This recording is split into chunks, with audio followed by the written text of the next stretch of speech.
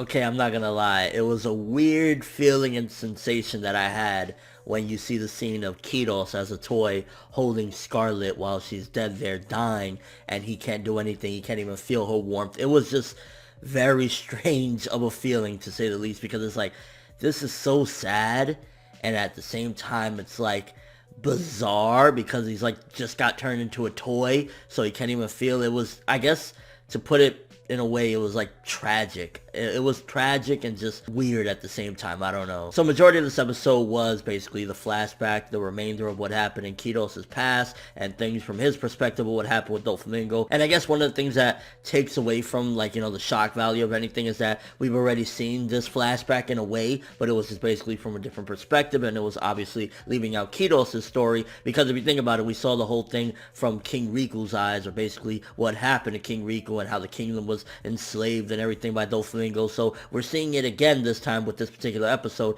but through Kyros' perspective and what he's seen when all that went down. But episodes like this yet again just showcase that Kyros, for being introduced in this arc, he's a fucking boss. And not only that, he's also voiced by the same voice actor that does Kiritsugu Emiya from Fate Zero. And if you haven't seen Fate Zero, yeah, you should watch Fate Zero. And to be honest with you, for the most part, like, the beginning of the flashback felt a little bit slow-paced. It was kind of like, it's trudging along, let's get on with it. But once it got to, like, towards the end and shit, when he was trying to get to Doflamingo, he even cut off his leg and then got turned into a toy. I think definitely it was impactful, at the very least, when we see the death. Like, the death definitely got me, and I was like, oh yeah, everything else was kind of slow-paced or whatever, but just seeing him in the rain with her, it was done nicely. And to be honest with you, the art in this episode yet again looked really good. Animation, it was like, a lot of characters, every time they're falling, it just looks like, it's like weird, but the art looked beautiful, so yeah. And then we cut back to present day, and Rebecca's still crying. What a shocker. Like,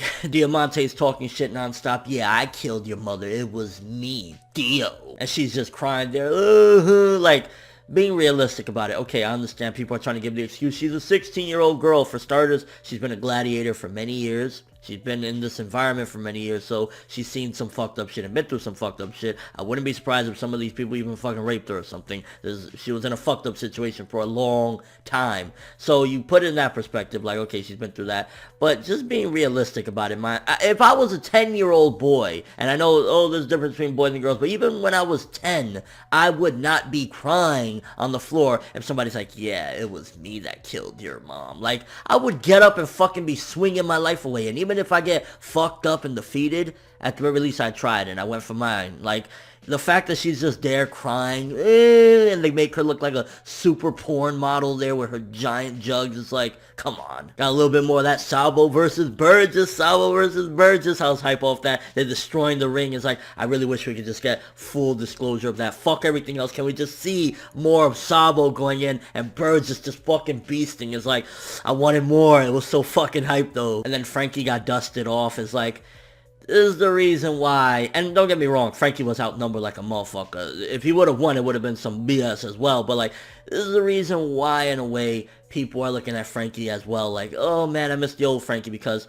just seeing him lose, kind of like, you know, getting fucked up and everything is like, I think personally that it adds a little bit more to the, you know, credibility of the struggle that they're going through, because, like, you know, Frankie just got dusted. He's on the ground fucked up, bloody and everything, so I think that adds more, like, holy shit, the Straw Hats are in a bind. But I can see why people would be pissed off. It's like, Frankie, he just jokes around, people don't care for his design, and then we come to Dressrosa and he gets annihilated. So yeah. And then we got something else in this episode. So they squeezed in towards the end a lot more content than the actual flashback, because the flashback, it was just like, you know, dragging in this episode. Last week's episode, they did it really nicely. This week, it was dragging for a while up until the end. But then we also have the stuff with Usopp and Sugar. And I was just cringing a little bit, just seeing her talk down to him like he was shit, and then putting the poison thing in his mouth, and I was just like, Jesus Christ, the way they fucking did that, it was crazy. And like, they put a lot of detail in the art. Again, like, they got a really good artist to do the art for this episode, because when, you know, her eyes were popping out of her head and his eyes were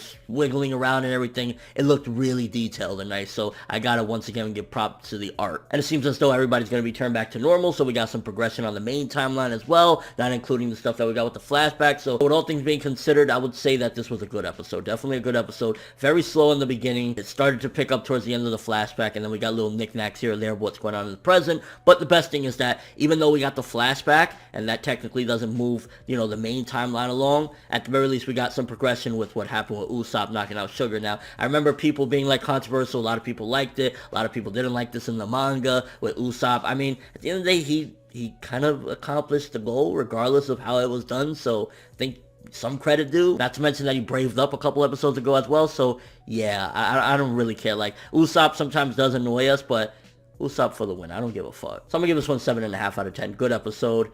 Slow again, but overall I think they did a fine job. And I mean, at the end of the day, the animation is sometimes very just but the art was looking beautiful. Let me know what you thought of this one though. How did you feel about Kyros? Like, they made me care about a character that isn't gonna probably be that major to, you know, the grand scheme of things in the story, but they did a good job with it. And how did you feel about Usopp knocking out Sugar and everything that was happening in the main timeline? Is like, fucking hell, Usopp did it in a comedic way, but nonetheless, he did it. But that's all I have for this review. Thanks for watching. Hope you enjoyed. If you liked anything I had to say or enjoyed the video, drop me a like. I'd greatly appreciate it. And if you haven't subscribed, if you could do so as well, that'd be awesome. I'm ForneverWorld, and as always, people, have an awesome day.